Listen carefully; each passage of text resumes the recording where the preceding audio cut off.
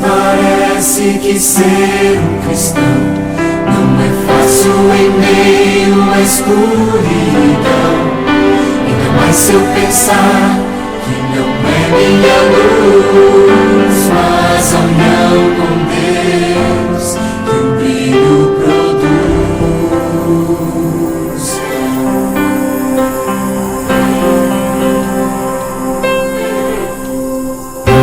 Às vezes parece difícil entender que o cristão é exemplo mesmo sem não querer.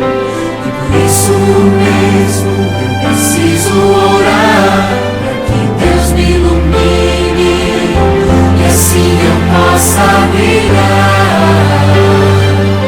Senhor, eu quero brilhar por Ti quando o mundo se apagar.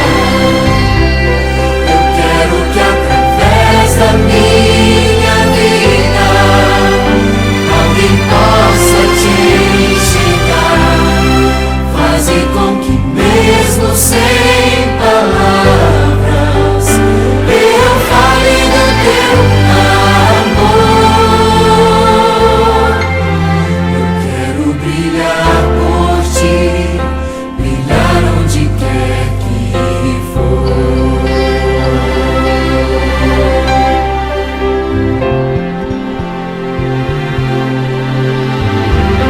Às vezes eu temo que vou fracassar, pois eu sei que errei e continuo a errar.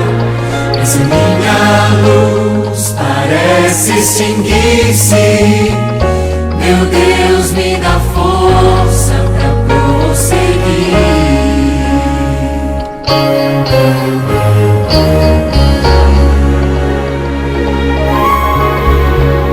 Não importa o quanto eu tente me esforçar, eu só posso vencer se Ele me ajudar. E quando percebo meu esforço é vão, e o que devo fazer é segurar Sua mão. Senhor, eu quero brilhar por Ti quando o mundo se apagar. Eu quero que através da minha vida alguém possa Te enxergar. Faze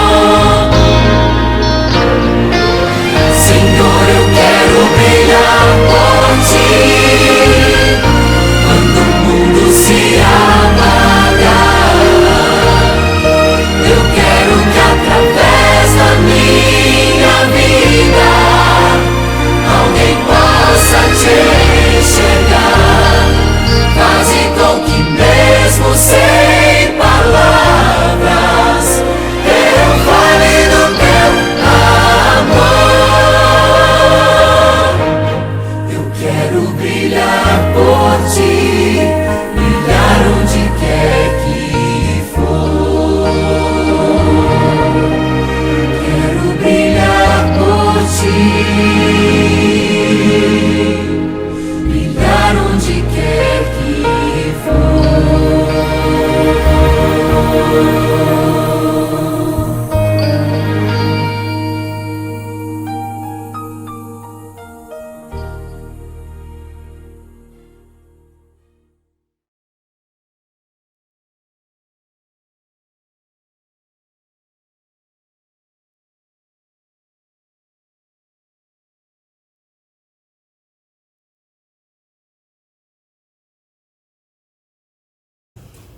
Olá, meu amigo, minha amiga, muito bem-vinda, muito bem-vindo à nossa segunda noite da Semana de Oração, Perguntas de Deus.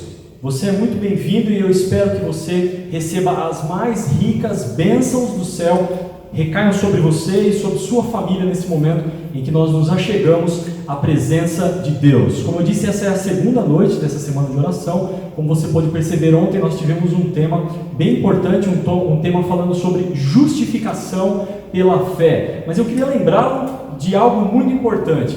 Durante toda essa semana de oração, ela será uma semana de oração, podemos dizer assim, bem eclética. Ou seja, iremos tratar de vários temas, não iremos ficar focados em apenas um único e exclusivo tema. Então, na última noite nós tratamos de justificação pela fé. Hoje iremos tratar de outro tema das Escrituras. E assim será durante toda a semana. Nós iremos tratar de temas diversos. Falaremos sobre amor, falaremos sobre a lei, sobre missão, sobre a importância da IASD, a importância de Jesus em nossa vida. Ou seja, serão temas muito relevantes para a nossa salvação. Portanto, eu peço a você encarecidamente que você não desista de acompanhar essa semana de oração. Talvez você possa ter visto o tema de ontem e ter falado, eu não gostei muito desse tema não. Mas não, por favor, não desista, dê uma chance ao Espírito Santo e continue acompanhando essa semana de oração, porque com certeza algumas das mensagens ou alguma mensagem especial vai falar diretamente ao seu coração. Lembrando de maneira muito especial ainda que você pode interagir conosco através do chat aí do YouTube. Você pode mandar os seus pedidos de oração, que durante toda a semana estaremos orando então por você, pelo seu pedido especial. Vamos nesse momento então curvar as nossas frontes e nós iremos ter uma palavra de oração para abrirmos a palavra de Deus. Vamos orar.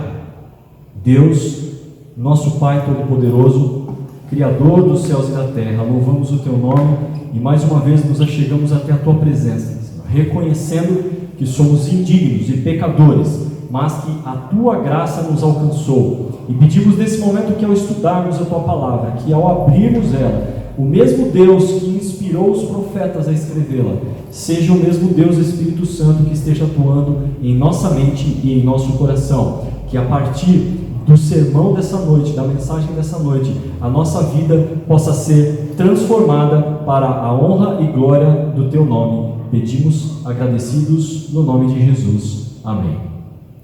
Bom, a temática desta semana, como você pode ver aqui, está sendo projetada ali, é perguntas de Deus. Então ontem nós vimos a primeira pergunta que Deus fez na Bíblia: onde estás? E nós ali desenvolvemos todo um tema baseado na justificação pela fé, no fato de que Deus ele corre atrás do homem, ele vai atrás do homem para querer e buscar salvá-lo. E hoje nós iremos então avançar nessas perguntas de Deus, lembrando sempre, todas as noites, que as perguntas de Deus, elas são feitas para obter as respostas, mas não porque Deus não as saiba. Deus quer nos conscientizar, ou melhor, antes, Ele quer nos fazer refletir sobre aquilo que Ele perguntou. Depois disso, Deus quer que nós tomemos consciência daquilo que Ele está nos fazendo refletir. E Deus quer gerar em nós, então, uma ação que vá ao encontro da nossa necessidade, que é uma necessidade espiritual, e ao encontro da vontade de Deus. Portanto, nessa noite se prepare, nós vamos falar de um tema muito especial, que está baseado no livro de Êxodo, no capítulo 4 e o verso 2. Eu vou pedir para você, por favor, se você quiser acompanhar, abra sua Bíblia aí em Êxodo, no capítulo 4 e no verso 2, e nós iremos meditar um pouquinho em uma história que é muito conhecida da Bíblia, mas é uma história que traz muitas lições espirituais, e veremos então qual é a segunda pergunta de Deus desta semana de oração. Êxodo capítulo 4, no verso 2, diz assim: perguntou-lhe o Senhor: que é isso que tens na mão? Respondeu-lhe: um bordão, ou um cajado, dependendo da versão que você está lendo. Então veja, a segunda pergunta de Deus que queremos meditar nessa semana de oração é: o que é isso que você tem nas suas mãos? Veja, essa pergunta que Deus fez, Ele fez para Moisés, no contexto do chamado de Moisés para libertar o seu povo do cativeiro egípcio, ou seja, do cativeiro de opressão egípcia que o povo de Deus estava ali enfrentando. Já fazia muitos anos que o povo de Deus foi levado então cativo ali para o Egito. Eles eram escravos, eles não tinham direitos, eles não podiam adorar a seu Deus, e eles clamavam a Deus por libertação. Então Deus, Ele chama Moisés nesse contexto e pede então para que Moisés seja o libertador da opressão do povo que estava sofrendo ali no Egito. Bom, o objetivo da pergunta nos parece muito óbvio. Quando Deus olha para Moisés e fala: Moisés, o que você tem nas mãos? E Moisés fala: eu tenho um cajado. Basicamente você já deve imaginar sobre o que nós iremos falar nessa noite. Mas veja, a despeito disso, de parecer muito óbvia a pergunta de Deus para Moisés, nós podemos tirar reflexões profundas para a nossa vida espiritual. E a principal lição, e o que vai direcionar toda esta mensagem, é o seguinte: não importa o que você tem na mão, mas quem vai à frente da missão. Essa é a principal lição que nós iremos refletir nessa noite. Não importa o que você tem nas suas mãos, mas quem está à frente da missão em que você está empenhado. Mas vamos lá, quem era Moisés? Bom, Moisés, ele é reconhecidamente uma das pessoas mais importantes de todo o Velho Testamento, que sabe de toda a Bíblia. Moisés, ele era um milagre direto de Deus. A sua vida era um milagre. Por quê? Porque Moisés, ao ele nascer, existia um decreto na região em que Moisés estava, ali no Egito, dizendo o seguinte: que os meninos, quando nascidos, então dos hebreus, das hebreias, eles deveriam ser mortos. Então Moisés já nasceu fadado a morrer, mas Deus tinha outros planos para Moisés, e louvado seja o nome do Senhor por isso, porque nós temos vários relatos na Bíblia, temos vários livros da Bíblia escritos por Moisés, relatos deixados que nos impressionam o coração, porque Deus atuou na vida de Moisés de maneira especial. Moisés estava fadado a morrer, mas Deus tinha outros planos para Moisés. Sua vida foi preservada e ele foi elevado então a uma posição de destaque. Eu gostaria que você prestasse bastante atenção nesses textos em que eu vou ler para vocês agora, que encontram-se no livro de Ellen White, Patriarcas e Profetas, as páginas 145 e 146. Preste bastante atenção nesse texto. Na corte de Faraó, Moisés recebeu o mais elevado ensino civil e militar. Sua grandeza intelectual o distingue acima dos grandes homens de todos os tempos. Como historiador, poeta, filósofo, general de exércitos e legislador, não tem par. Irmãos, vocês prestaram bastante atenção nesse relato, nesse resumo da vida de Moisés?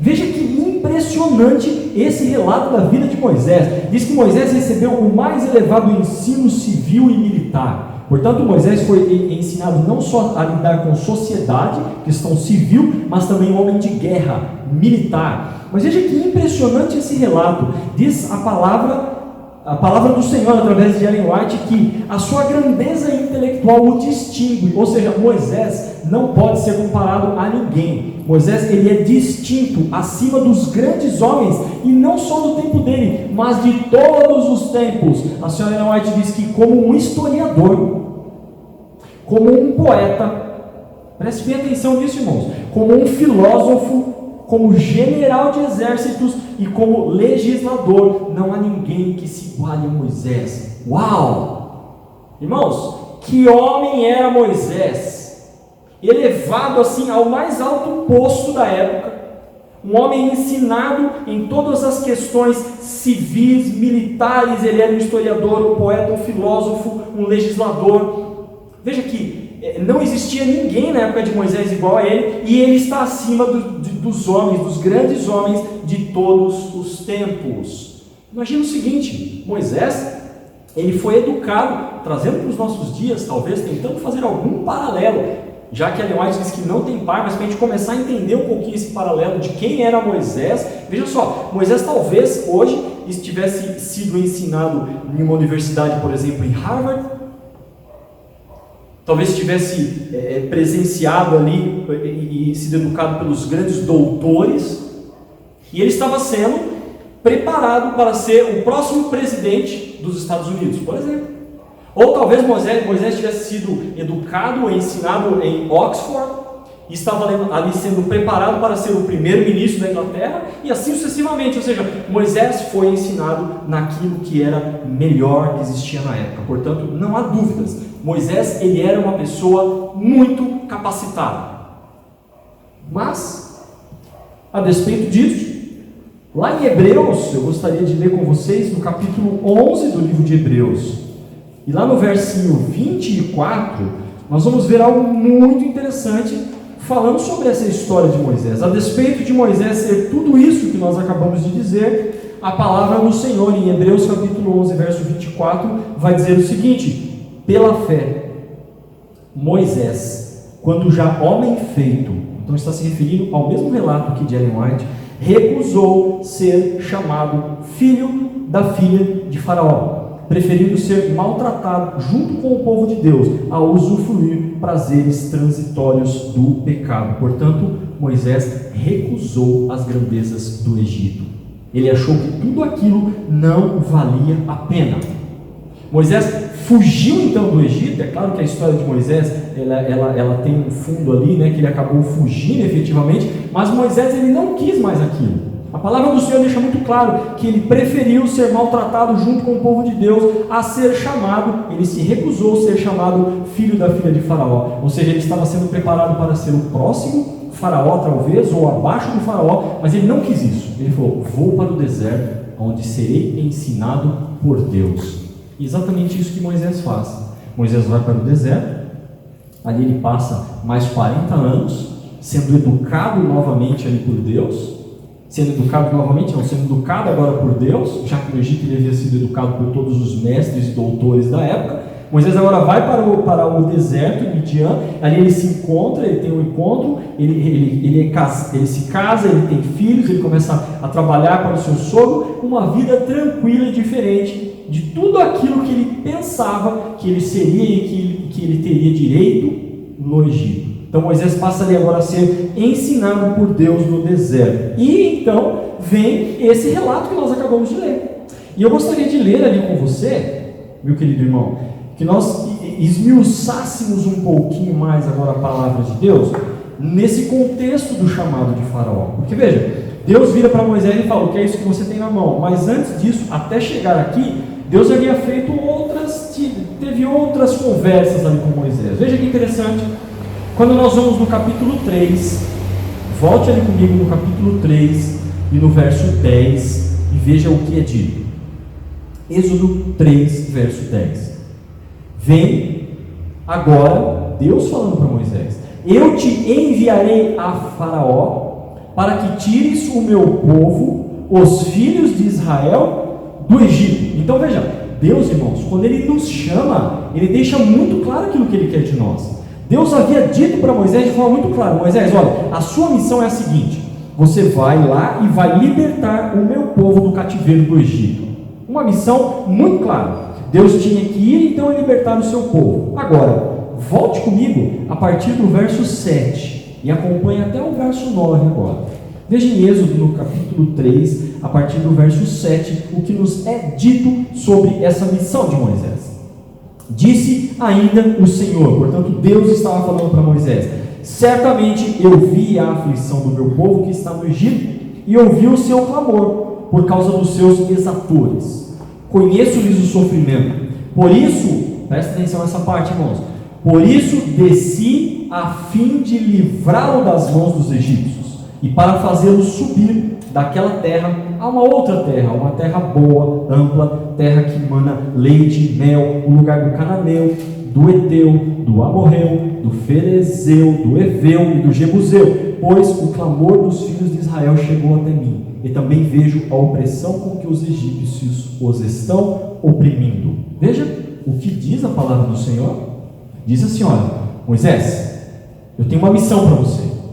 Preciso que você vá ao Egito e liberte o meu povo.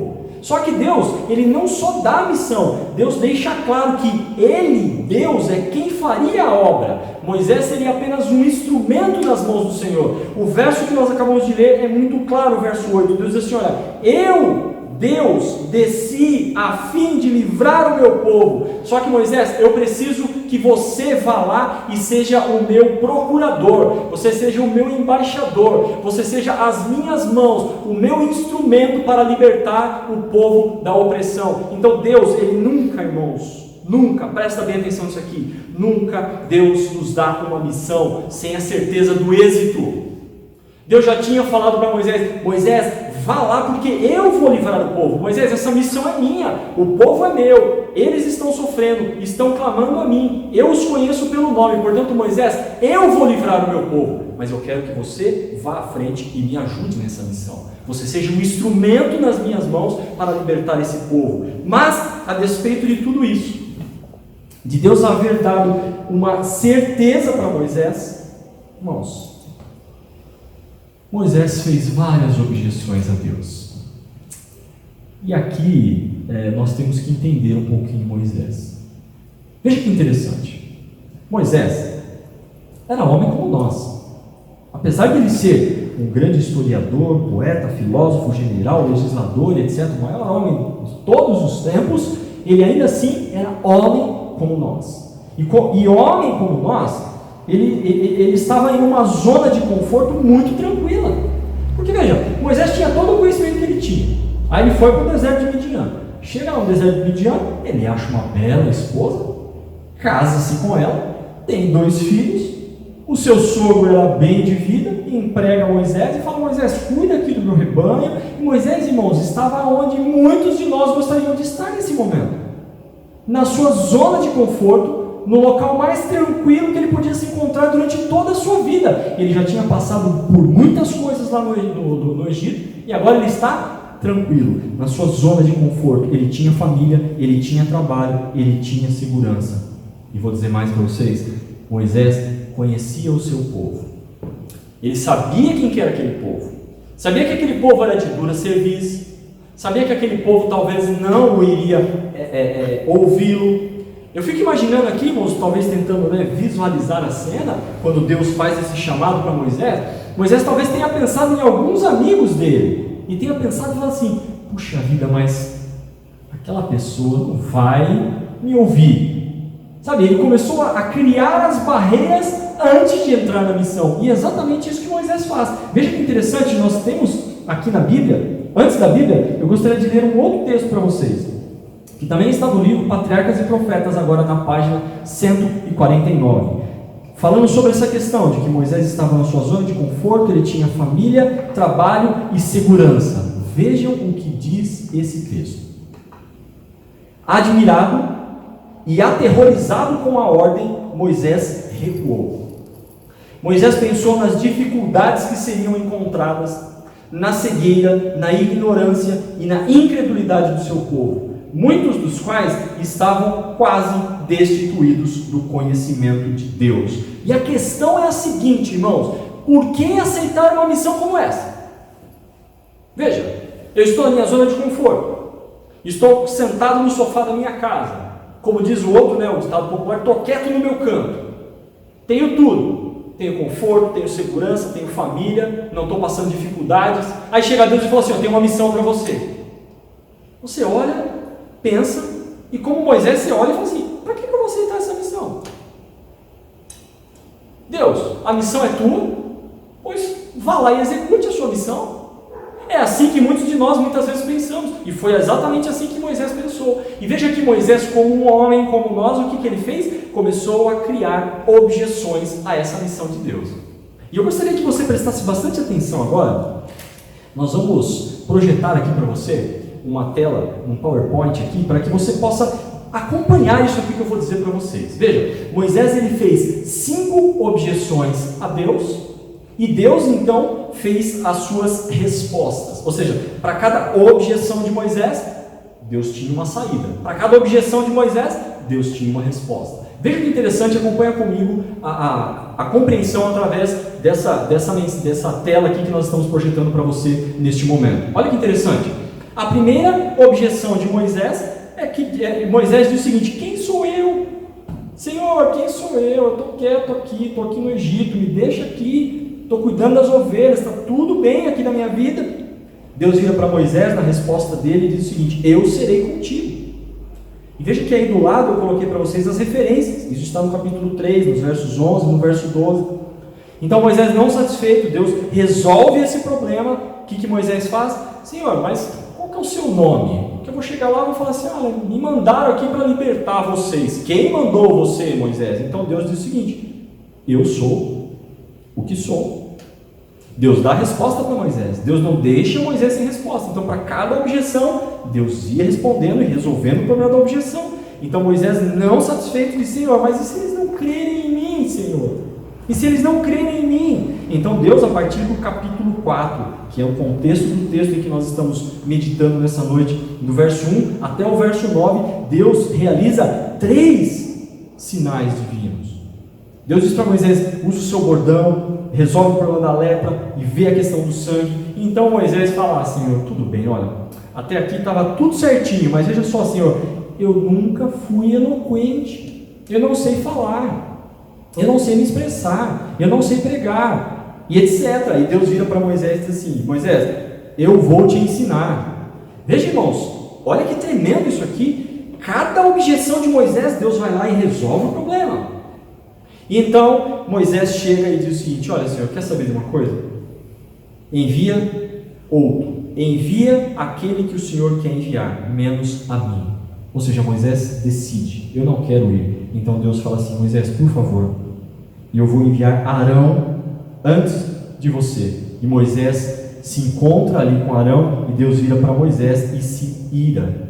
Deus fica irado com Moisés. É isso que está revelado ali no capítulo 4, dos versos 13 até o verso 17. Portanto, irmãos, voltando aqui, nós vemos um Moisés relutante em aceitar e um Deus relutante em desistir de Moisés. Presta bem atenção nessa frase, irmãos. Moisés relutante em aceitar o chamado de Deus, e Deus relutante em desistir de Moisés. Assim é o nosso Deus, irmãos, louvado seja o nome de Deus. Deus não desiste de nós.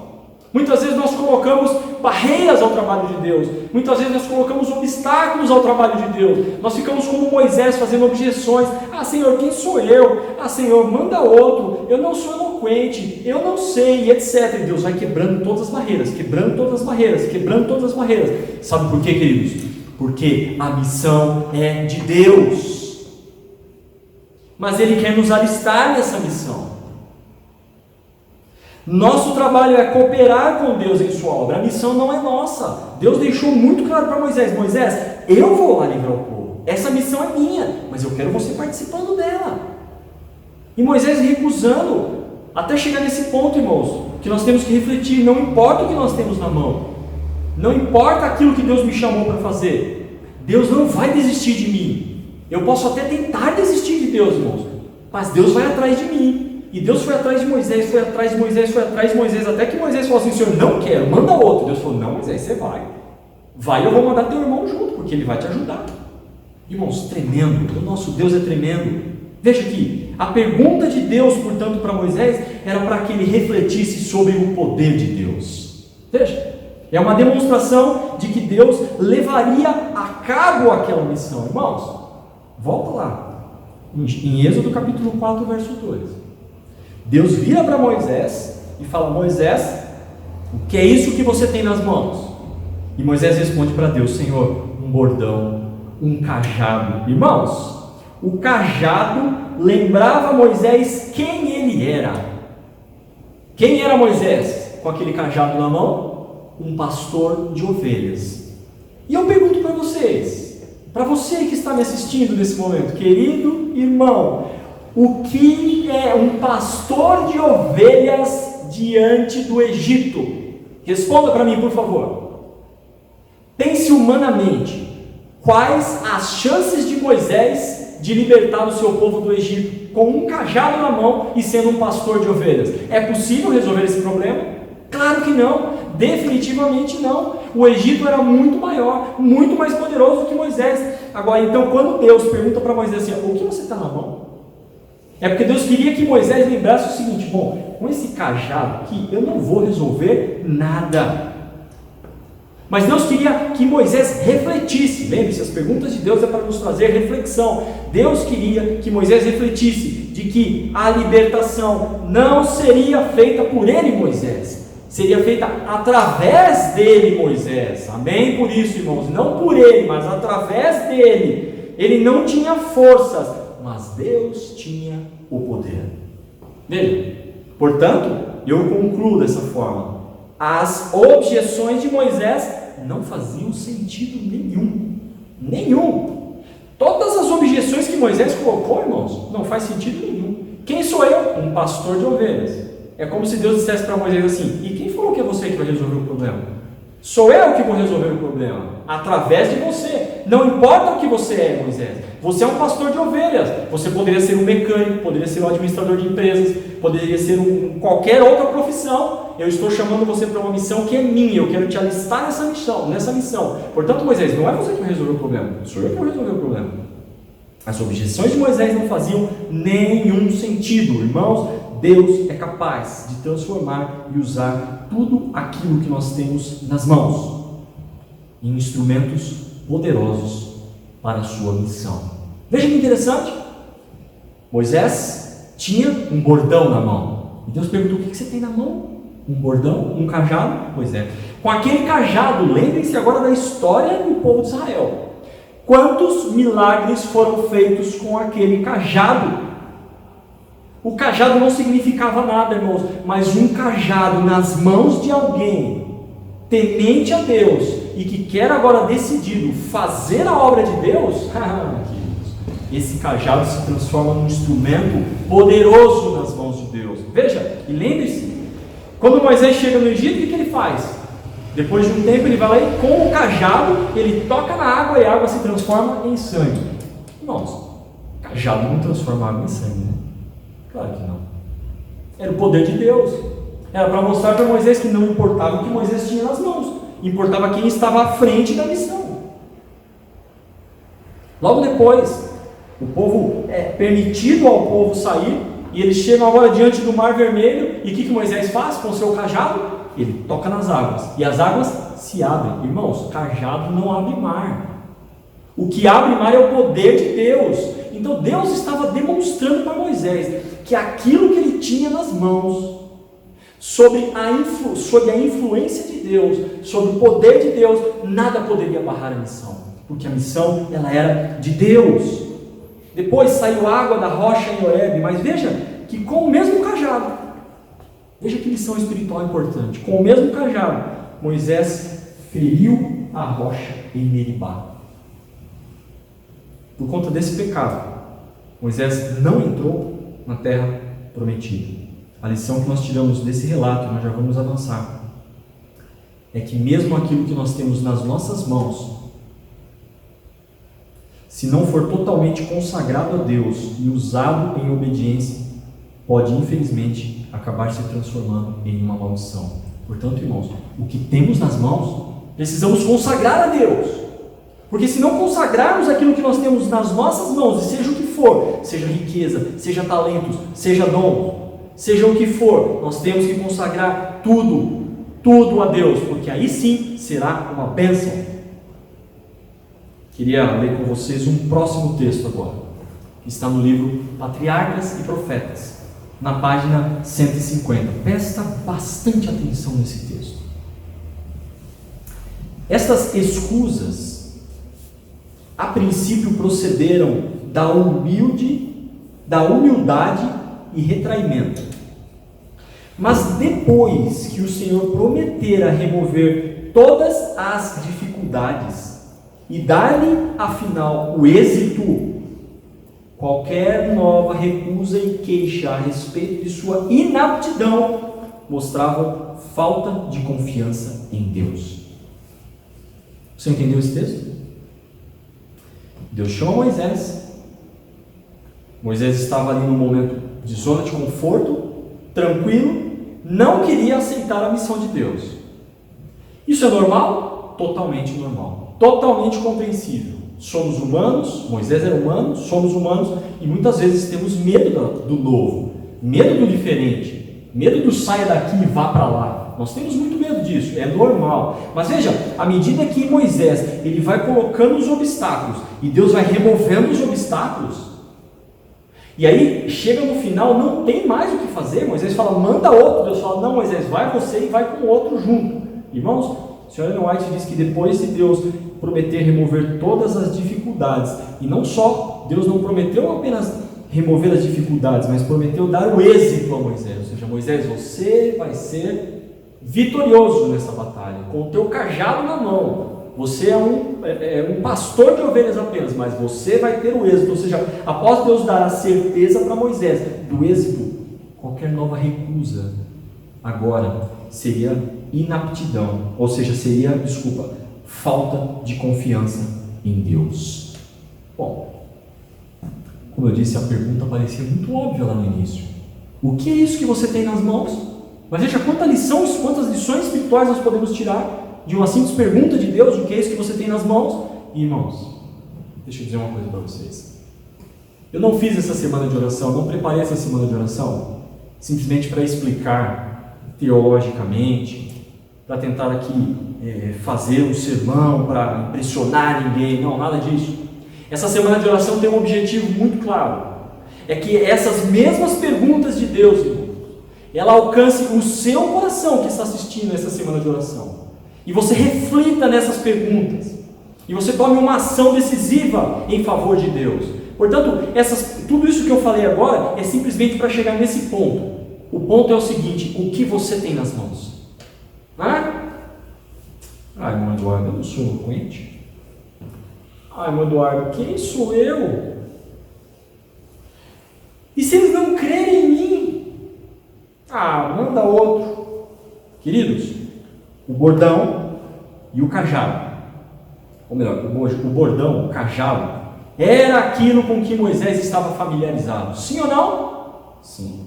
Moisés todos os dias usava aquele cajado para conduzir as suas ovelhas. Portanto, era um instrumento de trabalho de Moisés. Era aquilo que Moisés sabia manusear. Era aquilo com que Moisés estava familiarizado. Irmãos, Deus, presta bem atenção nisso aqui. Deus, meus queridos, nos pede para trabalhar com aquilo que nós temos nas mãos.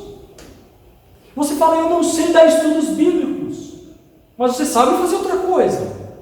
Irmão, mas eu não sou eloquente, eu não sei pregar, mas você sabe fazer outra coisa. Irmãos, Deus não pede para você pregar se você não sabe pregar.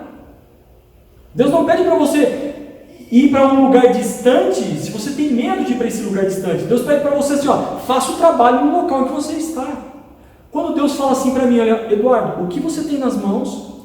Eu tenho que olhar o que eu tenho disponível aqui nas minhas mãos. É um cajado, vou usar o cajado. É a minha voz, vou usar a minha voz. São os meus joelhos, vou dobrar os meus joelhos e vou orar. É a minha capacidade de fazer amizade com as pessoas, vou fazer amizade com as pessoas e vou conduzi-las a outros que consigam ministrar os estudos bíblicos. Queridos, o que nós temos nas mãos? Deus quer atuar aonde nós estamos e com aquilo que nós temos à nossa disposição. E veja, como é bonito isso. Deus nos dá uma missão, Ele nos dá a certeza do êxito. Deus não é nossa, mas Deus quer nos usar. Deus quer tão somente, irmãos, que nós nos alistemos na sua obra. Não importa o que nós temos nas mãos, eu repito, mas quem está à frente da missão. E sabe quem está à frente da missão? É Jesus Cristo. Irmãos, presta bem atenção, olha só, a obra será concluída. Jesus diz assim, olha, Mateus capítulo 24, verso 14. Jesus diz assim, olha, será pregado este evangelho do reino. Jesus não disse assim, olha, se for pregado esse evangelho do reino, não. Jesus diz assim, olha, vai ser pregado esse evangelho do reino. A obra é minha. Eu vou concluir essa missão. Darei cabo, levarei essa missão até o fim. E aí você fala assim, e eu vou ficar de fora disso? Não. Senhor, por favor. Irmãos queridos, a nossa oração deveria ser assim para Deus: Senhor, por favor, me deixe ter uma parte nesta missão, nesta obra final de pregação do Evangelho. A nossa oração deveria ser: Senhor, por favor, me dá uma parte nessa missão, seja ela qual for, Senhor, se pequena, se grande, se tem destaque ou se não tem destaque, mas por favor, Senhor Deus, me deixa participar desta obra.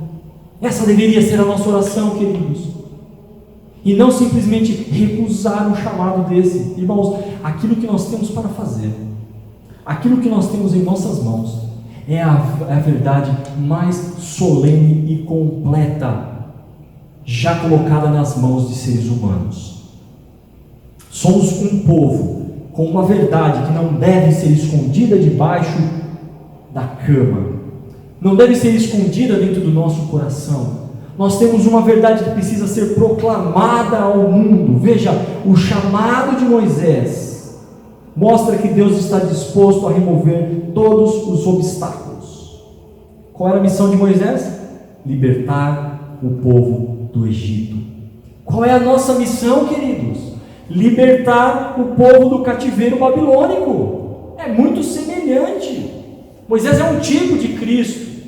Nós somos um tipo de Moisés. Nós somos um tipo de João Batista. A mensagem que nós temos em mãos é a mais solene advertência a ser dada ao mundo, e precisa ser dada urgente. E aí Deus chega para mim, irmãos, chega para você nessa noite e faz essa pergunta: Ô Eduardo, o que você tem nas mãos?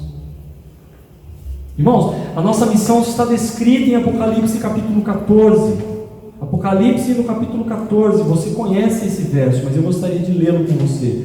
Apenas a primeira parte, não vou ler todas as 3 mensagens angélicas, mas a primeira mensagem angélica, Deus diz: eu vi um outro anjo voando pelo meio do céu. Sabe quem é esse anjo? É você. É você inspirado pelo Espírito Santo. É você indo à frente da missão que é de Deus, mas que você foi alistado por Deus, e você agora está participando com Deus, e você tem nas mãos, não é qualquer coisa, você tem um evangelho eterno. É um evangelho para ser pregado a todas as pessoas, a cada nação, tribo, língua e povo, e dizendo para essas pessoas assim: olha, temam a Deus e dê-lhe glória, pois chegada é a hora do seu juízo, e adorar é aquele que fez o céu, a terra, o mar e as fontes das águas. Irmãos, a nossa mensagem é muito parecida, a nossa missão é muito parecida com a de Moisés: libertar o povo do cativeiro egípcio, que simbolizava toda a escravidão. A nossa mensagem: libertar as pessoas de Babilônia espiritual, que significa escravidão espiritual. Ah, mas eu não sei fazer nada. Irmãos, reflita naquilo que Deus está perguntando para você nessa noite. O que você tem na mão? Olha aí do lado agora na sua casa. Faça uma reflexão da sua vida. Como Deus te tirou das trevas para a maravilhosa luz. Como Deus te tirou de um lamaçal de pecado e te firmou os pés sobre a rocha e declarou: olha, você tem uma missão para fazer. Você fala assim: pai, Senhor, eu não sei fazer nada. Queridos, o que você tem nas mãos? Último texto está em Patriarcas e Profetas, na página 151. Esse texto é para realmente fechar essa linha de raciocínio, e eu gostaria que você saísse nessa noite meditando nesse texto. Preste bastante atenção. Por humilde que seja a sua posição, ou limitada a sua habilidade, atingirá a verdadeira grandeza o homem que, confiando na força divina, procura efetuar sua obra com fidelidade. Amém? Não importa quem você seja, por humilde que seja a sua posição, ou limitada a sua habilidade, se você tão somente confiar na força divina e procurar efetuar a sua obra com fidelidade, você atingirá a verdadeira grandeza. Amém, amém, amém, irmãos. Louvado seja o nome de Deus. Não importa quem eu seja, não importa quem eu fui, não importa o que eu tenho nas minhas mãos. Moisés tinha um cajado nas mãos, e Deus usou o cajado de Moisés para realizar milagres. Se você tem o que você tem nas suas mãos, eu peço nessa noite: consagre isso nas mãos de Deus, e Deus vai fazer maravilhas por seu intermédio. Deus, irmãos, está desejoso de derramar sobre nós o poder do Espírito Santo. Então somente precisamos não recusar o chamado de Deus. Quando Deus diz: eu quero aquilo que você tem nas mãos, porque a missão ela é minha, mas eu quero que você vá à frente dessa missão. Deus está falando muito sério, e Ele faz um chamado para mim e para você nessa noite. Qual será a sua resposta? Não a minha pergunta, mas a pergunta de Deus. O que você tem nas mãos? Não quer você nessa noite consagrar a sua vida, a sua casa, o seu celular, o seu trabalho, as suas riquezas, os seus dons, os seus talentos, para a grande obra de proclamar a última mensagem de advertência ao mundo? Quer você fazer nesse momento essa decisão, tomar essa decisão? Por favor, então, eu vou pedir que você se entregue nesse momento nas mãos de Deus. Curva a sua fronte, fique de joelhos, fique em pé, não importa, mas não deixe de responder a pergunta de Deus nessa noite. O que você tem nas mãos? É isso que Deus quer de nós, aquilo que nós temos em nossas mãos. Vamos orar. Deus, muito obrigado porque o Senhor nos chama apesar de sermos miseráveis. Muito obrigado porque esta obra, Senhor, os anjos gostariam de fazer, mas o Senhor confiou a nós. Senhor, quem somos nós? Dizemos agora como Moisés: Senhor, somos pastores de ovelhas, Senhor. Temos apenas um cajado aqui nas mãos. Muitos de nós talvez estejam pensando nessa noite: Senhor, nem um cajado eu tenho aqui nas mãos. Mas Deus, por favor, por misericórdia, dá-nos uma parte na obra da pregação do Evangelho, na última obra de pregação do Evangelho. Por favor, Deus, usa-nos, consagramos a nossa vida nesse momento em Tuas mãos, mesmo imperfeitos e impuros, para que o Senhor realize a verdadeira obra por nosso intermédio. Por favor, Jesus, derrama o Espírito Santo sobre nós, para que nós possamos concluir esta missão e morarmos a eternidade ao seu lado. Oramos agradecidos e entregando a nossa vida em Tuas mãos, em nome de Jesus. Amém. Muito obrigado, meu irmão, por você ter participado de mais essa noite, dessa semana de oração. Lembrando que amanhã, então, continuaremos meditando em mais uma pergunta que Deus fez, ainda ali no Velho Testamento, e tiraremos outras lições espirituais para a nossa vida. Que você tenha um dia abençoado, uma noite tranquila. Nós desejamos para você uma boa noite em nome de Jesus. Amém.